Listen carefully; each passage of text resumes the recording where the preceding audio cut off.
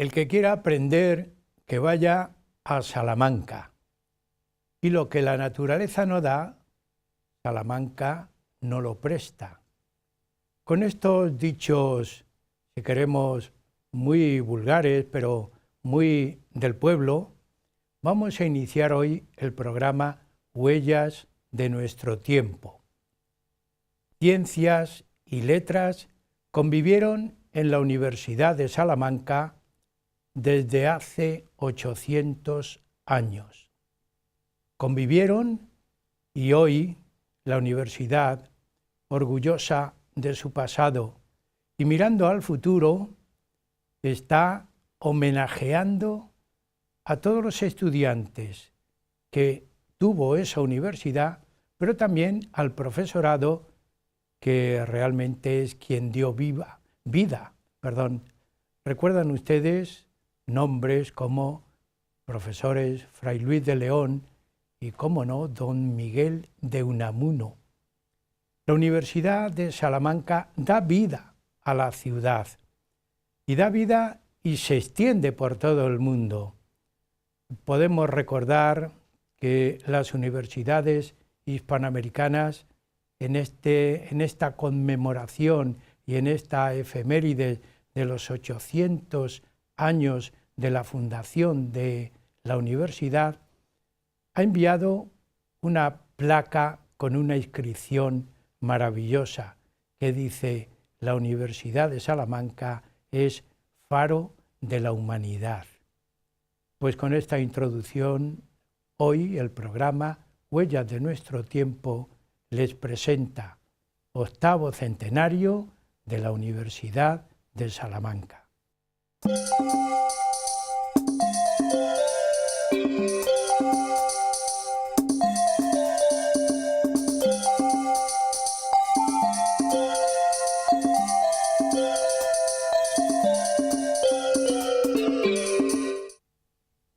Como les decíamos en la introducción, estamos celebrando el 8º centenario de la fundación de la Universidad de Salamanca. Fue el rey Alfonso IX de León en el año 1218 cuando fundó la universidad, pero la ratificó posteriormente Roma. La Universidad de Salamanca nació con una estructura, podríamos decir, demasiado o bastante clásica. Se estudiaba derecho en las ramas canónica y civil, se estudiaba medicina, gramática, lógica, filosofía y música, entre otras materias, pero fundamentalmente estas. Fue la primera universidad que tuvo una biblioteca organizada y patrocinada por el rey Alfonso X. Siguiendo un poco al profesor Diego Torres de Villarroel, decía que aún en la clasificación de los globos terráqueos, y yo me he permitido el traer uno con el zodíaco, decía, son denominados libros redondos. Es una anécdota, pero es algo muy real de lo que ocurría en la Universidad de Salamanca. Con el tiempo ha ido adaptando sus estudios a las, diríamos, materias y profesiones muy modernas. Hoy es una especialidad bastante aceptada por todos los estudiantes, la bioquímica, la neurociencia y cómo no, todas las profesiones que tienen que ver con el mundo digital y con el mundo electrónico. Para tratar el tema y conmemorar esta efeméride, tenemos en el estudio a doña Carmen Valdizán Valledor. Es doctora en medicina, aunque jubilada, investigadora de los temas apasionantes para el mundo de hoy, como son los temas femeninos, la mujer científica. Hemos tenido la suerte de hacer algún programa con ella en el estudio y siempre produce la satisfacción de ver la innovación aún en las personas que ya no están teóricamente en activo. Investigadora, por tanto, de esos temas, pero también de los temas, como hoy va a exponer, relacionados con el mundo universitario.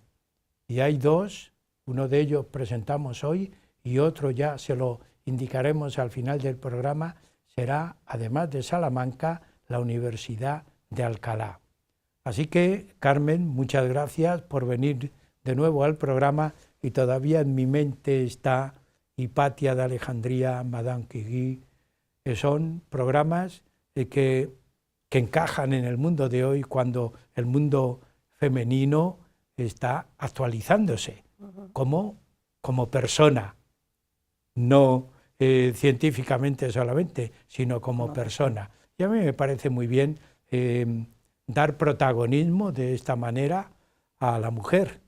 Y no sé, yo te agradezco, lo mismo que el programa, que tú continúes con esa tendencia a investigar lo que puede estar al día, pero también con cierto, diríamos, situación histórica.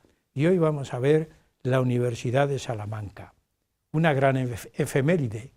¿Qué supone esa efeméride también para un espaldarazo, puede ser, para el mundo universitario actual, cuando la educación hoy está un poco en entredicho? ¿Se puede situar ahí? Vamos a intentarlo. En primer lugar, muchas gracias por haberme invitado de nuevo al programa. Es para mí siempre un honor poder colaborar con vosotros y pues explicar temas que pueden ser interesantes y que pueden atraer a las personas que los ven o que lo escuchan. Efectivamente, estamos celebrando un centenario, un aniversario, una efeméride muy importante, el 8º centenario de la Universidad de Salamanca. Es un acontecimiento universitario, si no cabe duda, en el mundo universitario, pero yo también diría que es un acontecimiento muy importante para todos los españoles, ya que Salamanca fue la primera universidad española, fue la cuarta universidad europea. Las europeas, la primera fue Bolonia, después Oxford, después París, la Sorbona y después Salamanca. Sí, sí. Entonces debe ser para todos nosotros un orgullo. Salamanca, muy bien has dicho al empezar el programa, esos dichos del saber, de la sabiduría popular. Y yo añadiría uno que es lo mismo prácticamente que tú has dicho. Cuando una cosa es muy sencilla se dice, para eso no hay que ir a Salamanca. Claro, eso le da una categoría dentro de la sabiduría del pueblo de siglos, de la enorme importancia que tiene Salamanca y su universidad. La ciudad de Salamanca no se concibe sin su universidad y el mundo universitario no se concibe sin Salamanca. Entonces, por eso creo que es muy importante para todos los españoles sentirnos orgullosos de lo que ha significado Salamanca a lo largo de la historia, como veremos en el programa. Ha sido tan importante que, al ser un acontecimiento a nivel nacional, pues la presidencia, bueno, hay una serie de actos que se están realizando y que se realizan en Salamanca con motivo de este centenario, y cuando se inauguró el curso académico 17 y 18, pues fueron los reyes, y el rey hizo un discurso muy bonito, que lo pueden encontrar ustedes bueno, pues buscando por internet, en el cual significaba, ponía en conocimiento de todos lo que había sido Salamanca y animaba a que continuara así en esa línea en un futuro. Hay mucha, yo he recogido, porque es un tema que me gusta mucho, a mí me encanta el mundo académico y el mundo de la historia y el investigar cosas que han sucedido, y que gracias a todo eso hoy estamos como estamos en realidad. Hoy tenemos pues un nivel cultural importante. España se ha significado mucho en la historia, y todo eso ha sido gracias al trabajo de todas estas personas. Entonces he querido hacer varios apartados. Entre ellos están cómo empezó la cultura y la enseñanza en el mundo, en el mundo... y sobre todo en el mundo occidental, europeo. En el mundo europeo, en el mundo occidental. Entonces empezó con las escuelas monacales. tampoco el concepto de universidad que había en aquella época es el que tenemos en la actualidad.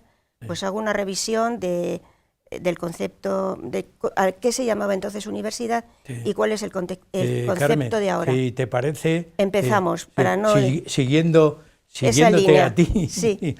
porque yo siempre sigo el guión del entrevistado. Europa no se concibe si no se conciben la cultura fundamentalmente de los monasterios, de las abadías y, por supuesto, posteriormente, de las catedrales. ¿Qué supuso la escuela monacal en la cultura europea, que después trascendió al mundo entero? Sí. Sí, no se concibe porque el foco de la cultura estuvo en los monasterios y en las escuelas catedralicias. Entonces, en la época, en el siglo IV con Pacomio y posteriormente con San Benito, a todos los monjes o a todas las personas que estaban en el monasterio, parte de su tiempo lo tenían que dedicar al estudio. Eso se estableció así, de esa manera. Entonces se dedicaban a leer y a escribir. Escribían los textos clásicos que luego se guardaban en el scriptorium, de tal manera que si no lo hubieran hecho ellos, no conservaríamos los textos clásicos de la antigua Grecia y Roma, por ejemplo. Entonces, estudiaban lo que ellos denominaron, en aquella época denominaron artes liberales. ¿Y por qué las llamaron artes liberales? Porque les liberaba del trabajo. Sí. Ahí las tienen ustedes, cómo se representaban en la antigüedad las 7 artes liberales.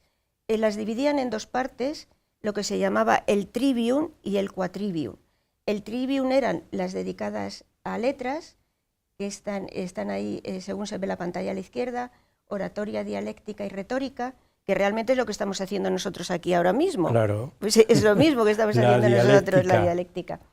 Y el quadrivium, que sería lo dedicado a las ciencias, que las tienen ustedes ahí, la música, aritmética, geometría y astronomía. Enlazado, Carmen, con las escuelas monacales estaban las escuelas palatinas, porque la cultura estaba protegida no solamente por la Iglesia, también por la monarquía y la realeza. ¿Cómo se organizó palatinamente? Estábamos hablando de Carlomagno. Sí, Carlomagno, cuando fue coronado emperador en el año 800, consideró muy importante en la configuración de su imperio la educación. Entonces, para eso tuvo que organizar varias escuelas. Organizó 4 tipos de escuelas: las catedralicias, palatinas, municipales y monacales, según estuvieran más cerca de un monasterio, del palacio y tal. Y seguía trabajando en el trivium y el quadrivium. Eso era generalizado. La influencia que tuvieron, lo que nos dejaron todo este tipo de escuelas, pues fueron cosas muy importantes. Ellos conocían perfectamente la botánica y las plantas medicinales, con lo cual fue un gran avance para la medicina de aquel tiempo. Lo que he dicho anteriormente, en la escritura de los textos antiguos, y dejaron también un gran avance en la metalurgia, en el trabajo del vidrio, en la planificación de las catedrales.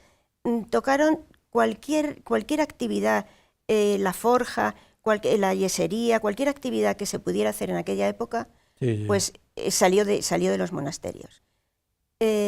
Ahora hay un paso entre estas escuelas y lo que fueron las futuras universidades. Vamos primero con las escuelas. ¿Por qué se llama universitas, universidad? Anterior a la universidad había lo que llamaban studium generali o estudios generales, sí. Que era lo que se hacían en las catedrales, en las escuelas catedralicias o monacales.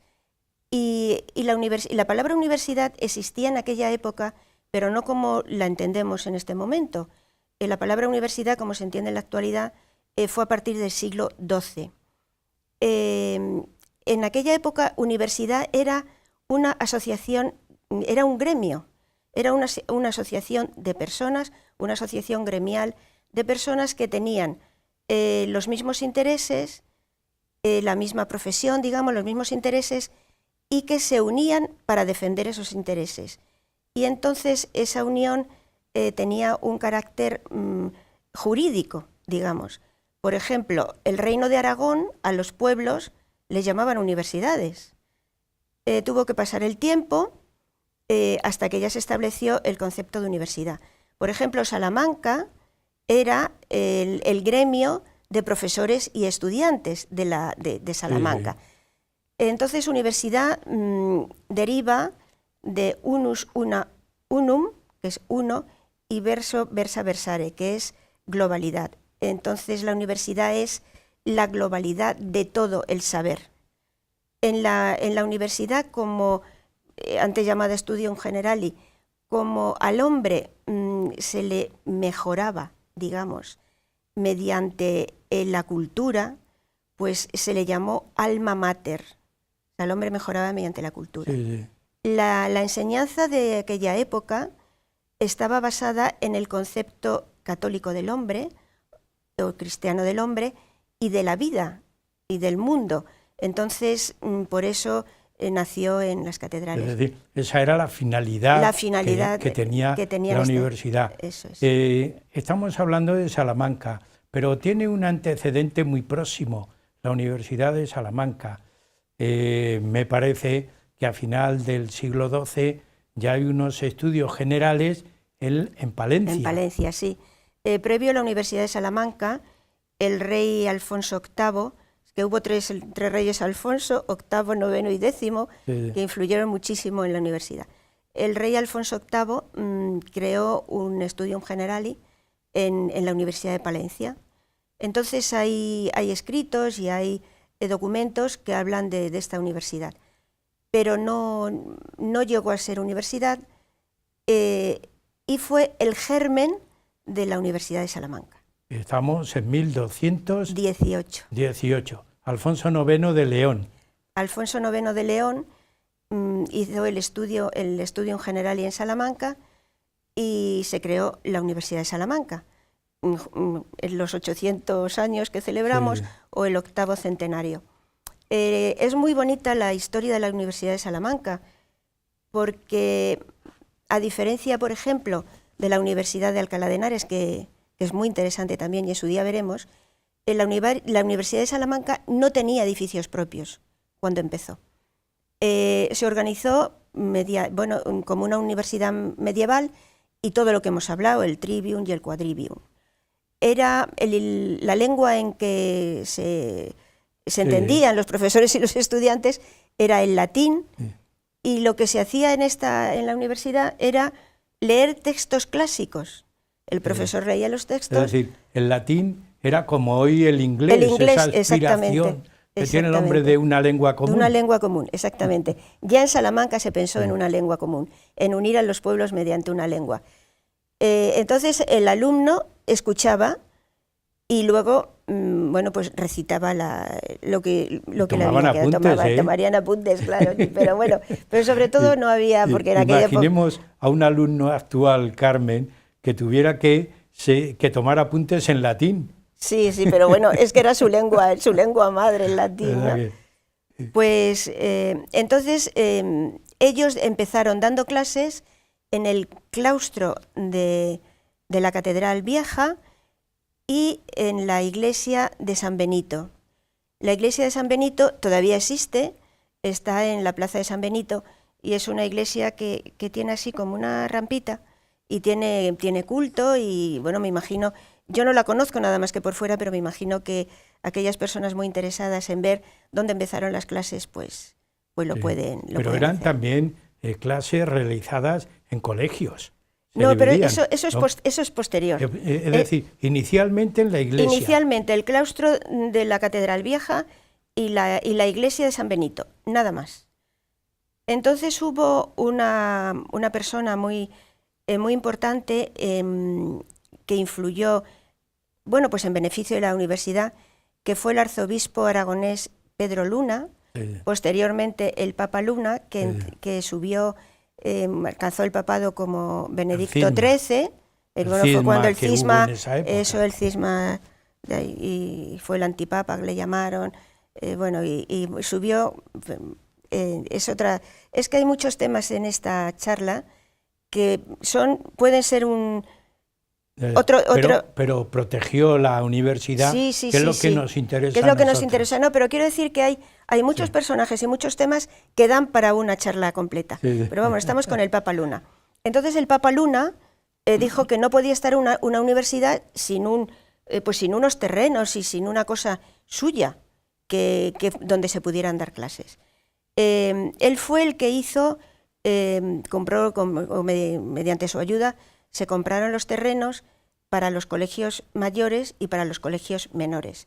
Pero antes de todo esto, el primer colegio, o en el contexto de lo que estoy comentando, el primer colegio mayor que se hizo, pues fue el colegio de San Bartolomé, que en este momento no existe, está donde el edificio Anaya, que es un edificio muy, muy bonito. Por supuesto, conocido por los salmantinos y también por los visitantes que vamos a Salamanca. Perfectamente. Es que el antiguo colegio de San Bartolomé se deterioró mucho en un terremoto que hubo en Lisboa, entonces en sustitución lo hicieron el de Anaya, el edificio Anaya. Al lado del edificio Anaya, todo esto va dentro del contexto de la universidad, aunque tenga algo de turístico. Al lado del edificio Anaya se hizo una hospedería, del antiguo colegio de San Bartolomé se hizo una hospedería, que era donde se alojaban los alumnos, pues era como una residencia en el momento actual. Y la hospedería en este momento es un magnífico hotel, pero ocupa el sitio que ocupaba la hospedería. Sí. Seguimos con los edificios. Se hicieron los colegios mayores y los colegios menores. Y ahora nos podemos preguntar, ¿qué diferencia hay entre colegio mayor y menor?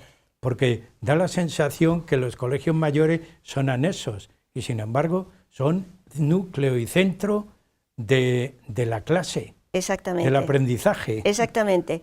La diferencia se hizo porque en los colegios mayores se estudiaban aquellas materias superiores, o sea, las carreras de grado superior, lo que ahora llamamos carreras universitarias de grado superior, ¿no? Como podía ser pues derecho civil, derecho canónico, medicina, las carreras superiores. Mientras que en los colegios menores se hacía el bachiller. Esa es la diferencia. Sí, pero Carmen, yo recuerdo Fernando de Rojas, el bachiller ya era un título académico importante. Claro que era un título académico importante. Qué curioso. Sí, hoy hablamos de otras denominaciones, todo superior, ¿verdad? Sí, sí. Hoy un bachiller pues es una enseñanza básica. Claro, pero en aquella época era muy importante. Era muy un importante, título era ya, un título. Y un título humanista y además de prestigio, el ser bachiller. Sí. Pero bueno, cada época tiene su momento. Sin embargo, estamos hablando de colegios mayores. ¿Cómo era? Aunque sea, si te parece, llegamos a la mitad del programa y a mí me interesa que se exponga un poco la estructura y se organice el colegio mayor para que quien nos ve y escucha diga, bueno, un colegio mayor es un colegio de enseñanza, no de estancia solamente. No, la estancia no era en el colegio mayor. Si te parece, después del descanso seguimos. De acuerdo. Amigos, estamos en el programa Huellas de nuestro tiempo. Estamos hablando de la Universidad de Salamanca, que se está celebrando el 8º centenario de su fundación. Seguiremos con ustedes.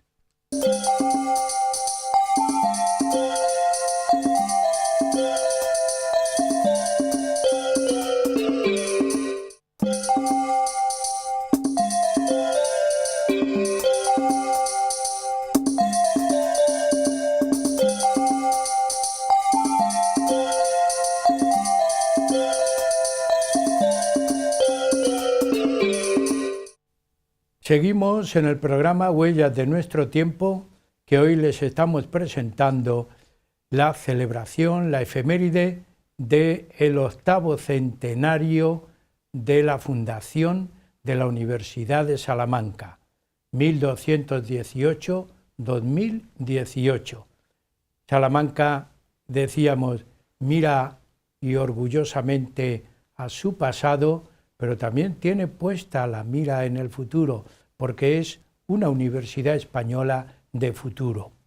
Tenemos en el estudio a doña Carmen Valdizán Valledor, que nos está exponiendo el tema.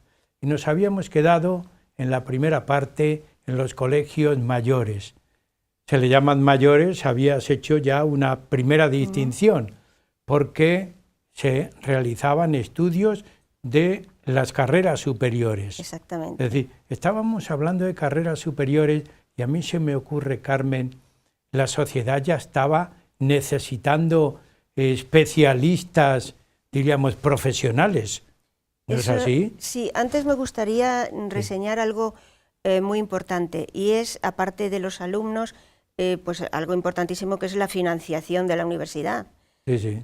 La universidad tenía un doble carácter, que lo hemos podido ver según íbamos hablando de su funcionamiento. Tenía un carácter real y un carácter religioso, es decir, era apoyada por la corona y apoyada por la Iglesia. ¿Y cómo se financiaba? Porque es que si no hay financiación, no hay Sí, sí. nada. Si no hay comida, pues no podemos comer. Si no hay dinero, bueno, pues eso.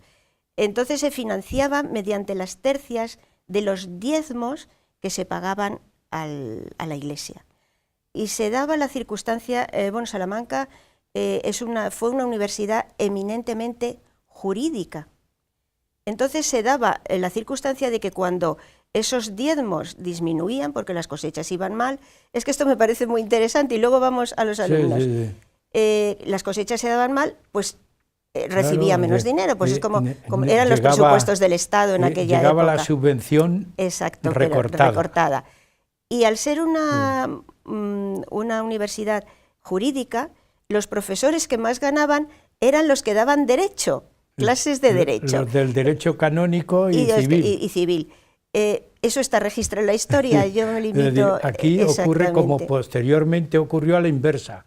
Los que eran de carreras de ciencias estaban mejor vistos socialmente y pagados que los de las carreras de letras. Bueno, pues en aquella época era así. Los reyes es muy interesante. Los reyes consideraban tan importante la universidad que Alfonso X el Sabio, y luego mediante la bula concedida por el Papa Alejandro IV, pues los títulos que se daban en Salamanca eran válidos para el mundo entero. No tenían que convalidar. Estaban homologados. Estaban homologados, diríamos ahora, para el mundo entero. Entonces ya Salamanca fue la primera universidad en el mundo que expendía títulos válidos en todo el mundo de aquel momento.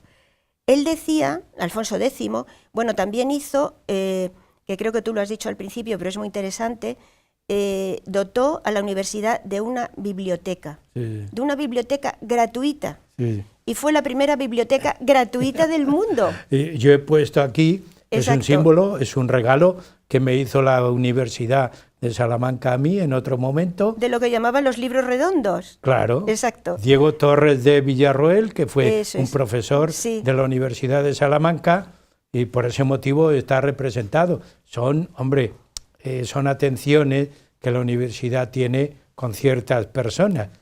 Pues está aquí representado el libro redondo. Sí, es que hay cosas, todo no lo vamos a poder contar porque el tiempo es oro y en televisión claro, pero mucho esto más. Es una curiosidad. Pero hay curiosidades y cosas pues muy bonitas que hay que decir. Entonces fue la primera universidad pública. Y él decía, Alfonso X, que él iba en pro de la universidad porque le beneficiaba a él, a los estudiantes y al mundo entero. Pues si vamos analizando esa frase y luego viendo la proyección de la universidad, tenía toda la razón del mundo.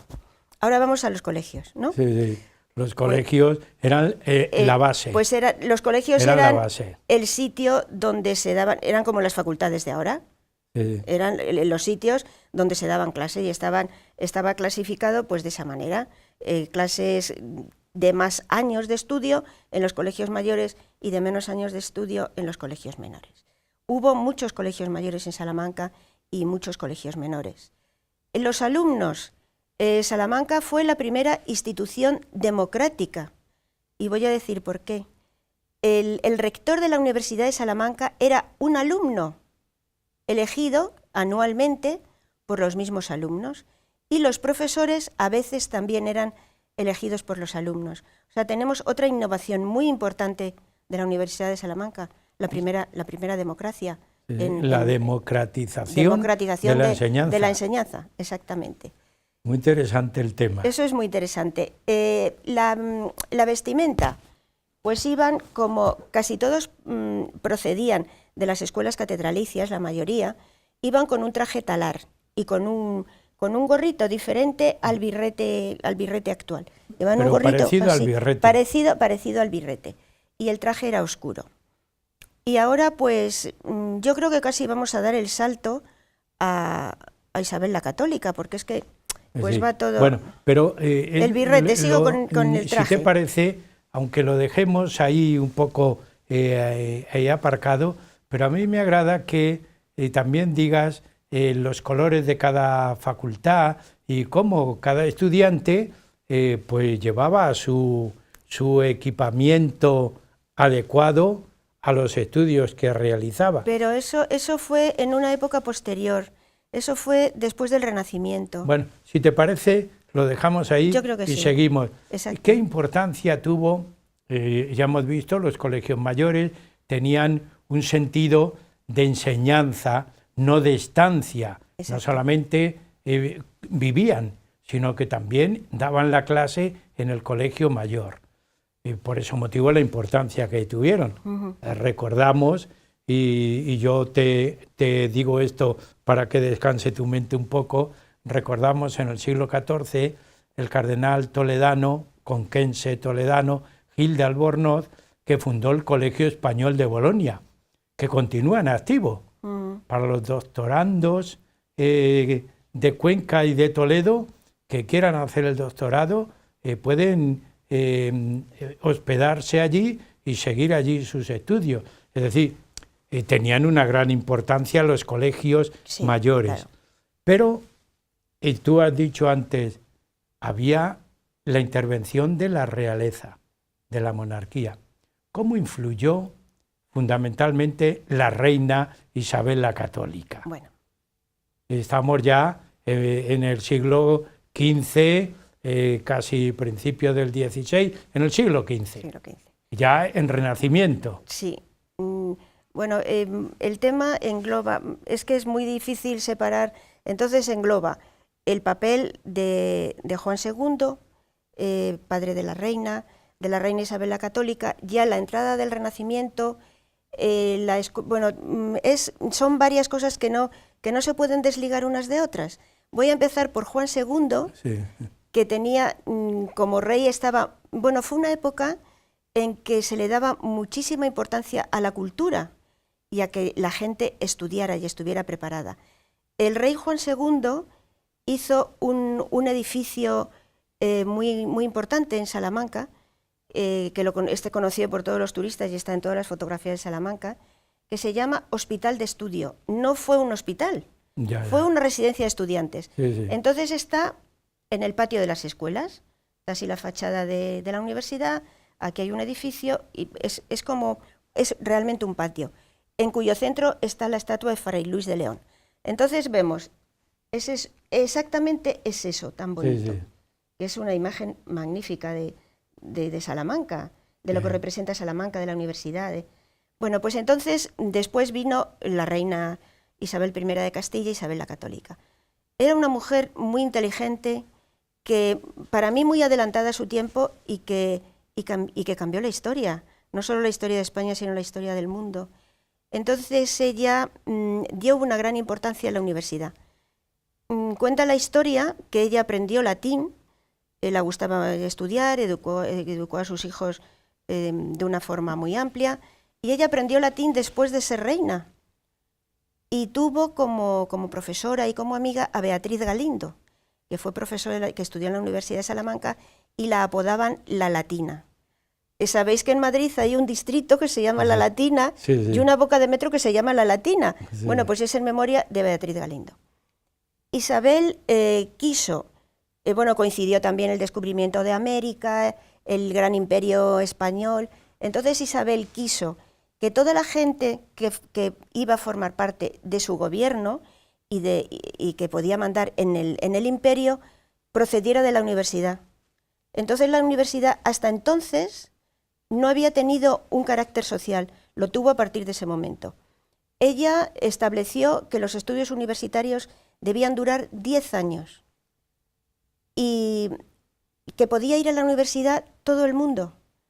Hubo muchos estudiantes de familias humildes que fueron gratuitamente a la universidad y sacaron el título universitario y pasaron a ser burócratas del imperio. Es decir, eran becarios, ¿no? Eran de becarios, los colegios. Eso es, y se alojaban en las hospederías.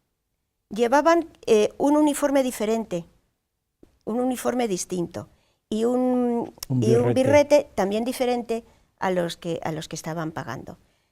Entonces ellos en las hospederías realizaban también algún trabajo para financiar en parte sus estudios universitarios.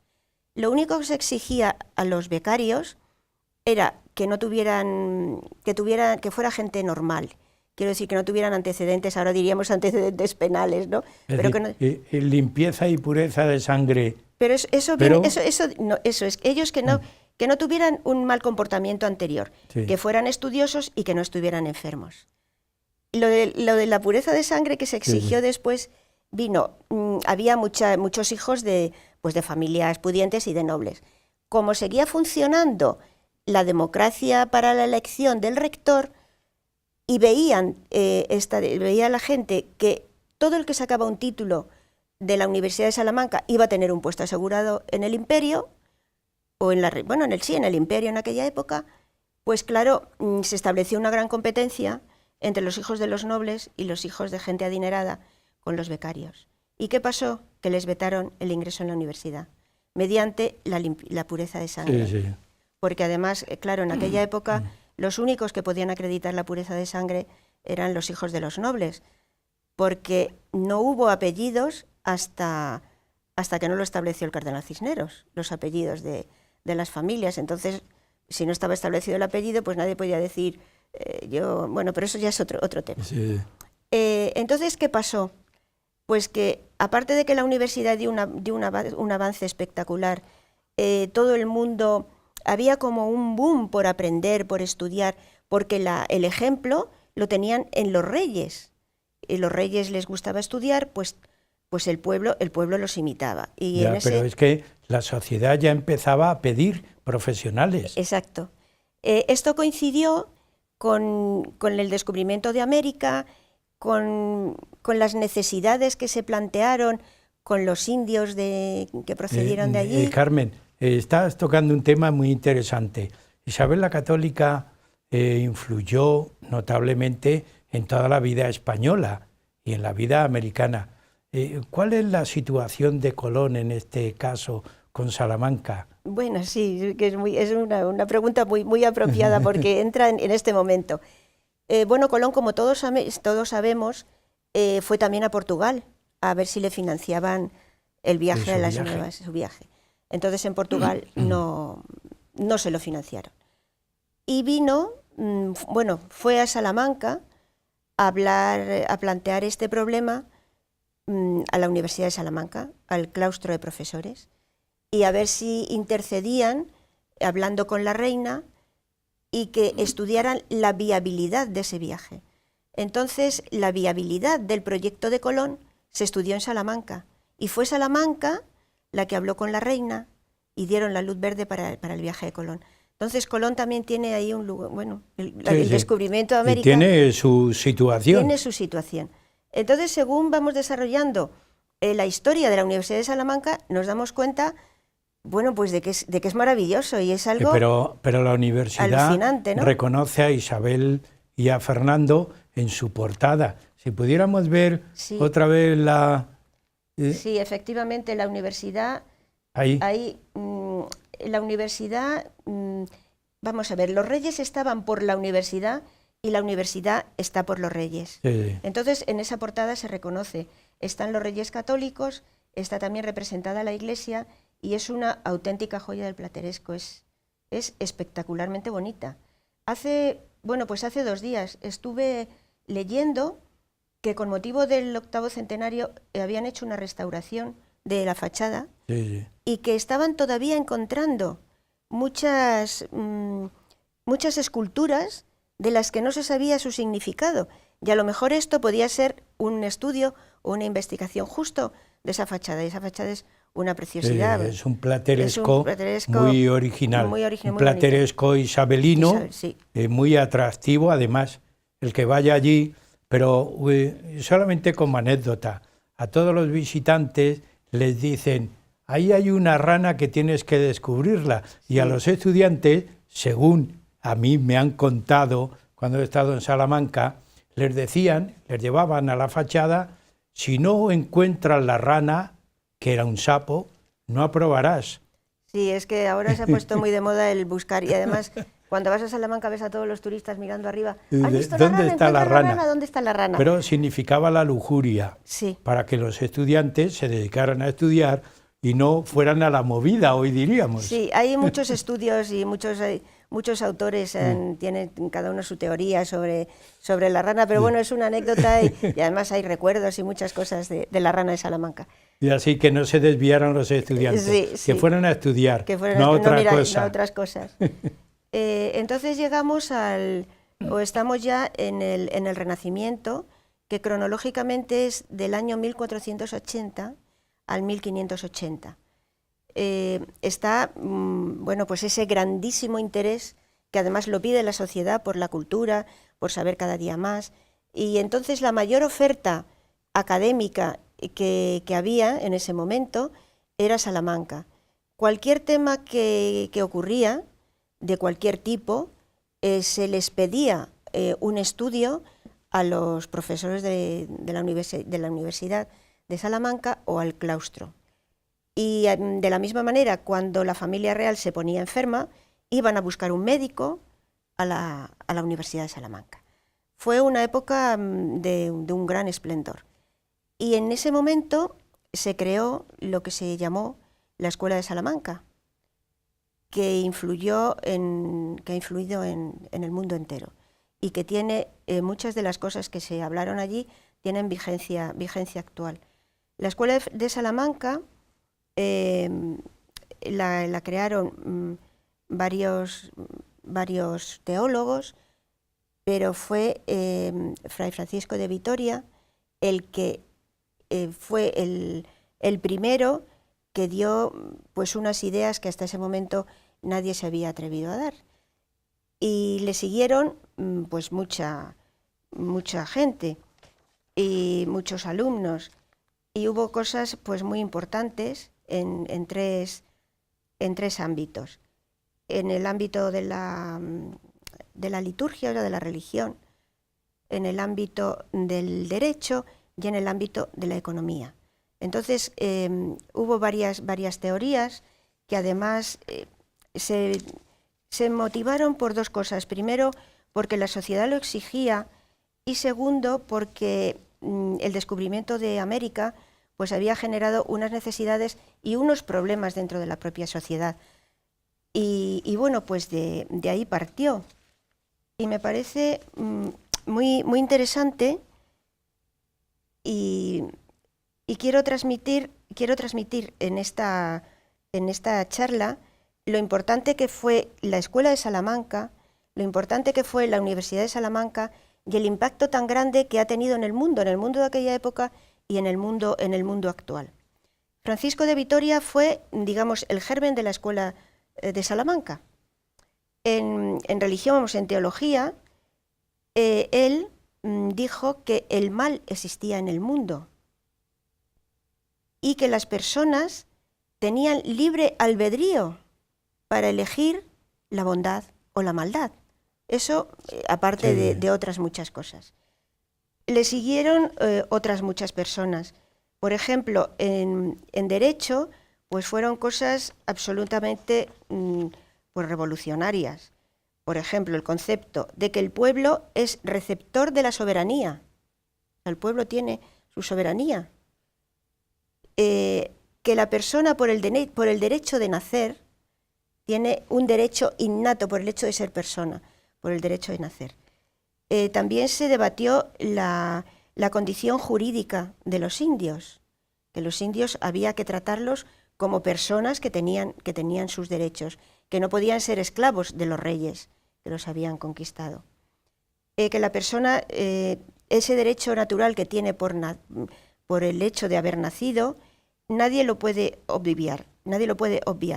Esa es base de la teoría política actual. También se debatió la primera vez y el primer sitio en el que se debatió el divorcio, el derecho de la mujer y de los hijos de un matrimonio divorciado. Esto lo planteó la reina por el divorcio de su hija Catalina de Aragón con Enrique VIII de Inglaterra. Ellos tuvieron una hija, como recordáis, María Tudor. Claro, entonces el rey al repudiar o separarse de Catalina, pues entonces eso se trató en la Universidad de Salamanca. Y estos días también buscando información, y bueno, porque ya cuando me meto en un tema, pues ya tengo que decir hasta aquí, porque si no, pues es demasiada materia. Bueno, pues estos días una magnífica profesora de historia que hay en la Universidad de Salamanca, estaba dando una charla sobre los 800 años y sobre este tema del divorcio de Catalina de Aragón, y dice que hay 2 documentos en los archivos de los documentos de la universidad que versan sobre este tema, pero que nadie los ha explicado. Carmen, estamos muy al final del programa, aunque no sé nada más que citarlo, 2 cuestiones. La primera cuestión es, hay otros personajes, además de Francisco de Vitoria, importantes, y que bueno, que no podemos hablar de cada uno de ellos, no. Pero sí, el nombre pues puede evocar. Sí, está Azpilcueta, Juan de Mariana, Domingo de Soto, pero yo había tenido una lista de los profesores y personas importantes.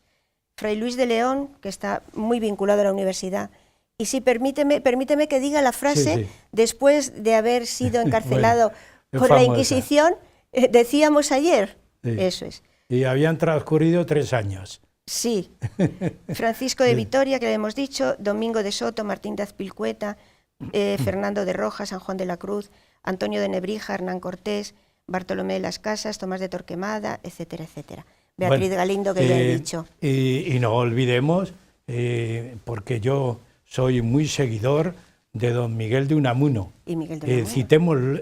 Citemos nada más el nombre, porque hablar de don Miguel de Unamuno es hablar de muchos programas. Claro, Así que, pero nos queda en este poco tiempo, hay algo muy llamativo, que es el traje talar de los estudiantes, porque hoy vemos, por ejemplo, en la Cofradía Internacional de Investigadores, llevamos una veste, ahí estamos, para que se den un poco la idea de cómo iban, no el traje de terciopelo, porque el traje era más sencillo, pero llevaban un birrete, y cada birrete tenía un color, un borlón, según la facultad.